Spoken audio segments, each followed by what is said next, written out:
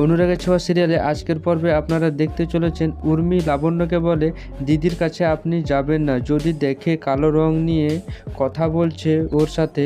তখন লাবণ্য বলে আমি বুঝছি আমার মেয়ে দীপা কালো, কিন্তু জগতের আলো। তখন সূর্য আসে ওইখানে, দীপাকে জিজ্ঞাসা করে তুমি উঠে পড়লে?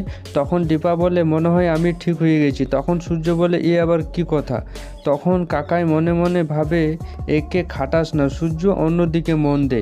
তারপর সূর্য লাবণ্যকে বলে মা, যে মহিলা আউট হাউসে ছিল তার ফোন নাম্বারটা আছে? বাচ্চাদের রেখে কোথায় চলে গেছে, নাম্বারটা দাও আমাকে। তখন লাবণ্য বলে বাচ্চাদের রেখে চলে গেছে তার মা। তারপর কাকাই বলে বাবা তো চলে গিয়েছিল, মাও চলে গেল।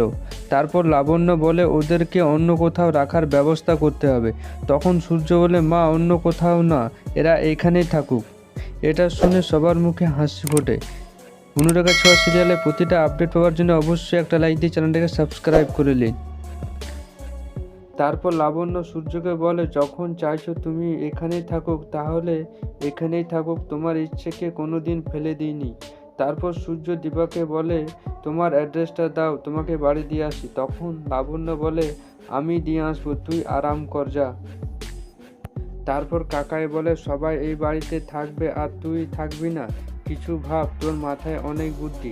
তখন দীপা বলে পুরো পরিবার আমরা একসাথে থাকবো, যা করার তারাই করবে। তখন সবাই জিজ্ঞাসা করে কারা? তখন দীপা বলে দাদা আর বৌদি। আরেকদিকে সন্তোষী স্যার হাতে ফুল নিয়ে দীপার রুমে চলে আসে। তখন জয় বলে দীপানিতা বাড়ি চলে গেছে, কিন্তু দীপা স্যারকে দেখে ওই রুমে লুকিয়ে যায়, কিন্তু স্যার দেখে ফেলে আর ফুলটা দেয়। তখন দীপা বলে এসবে কি দরকার ছিল?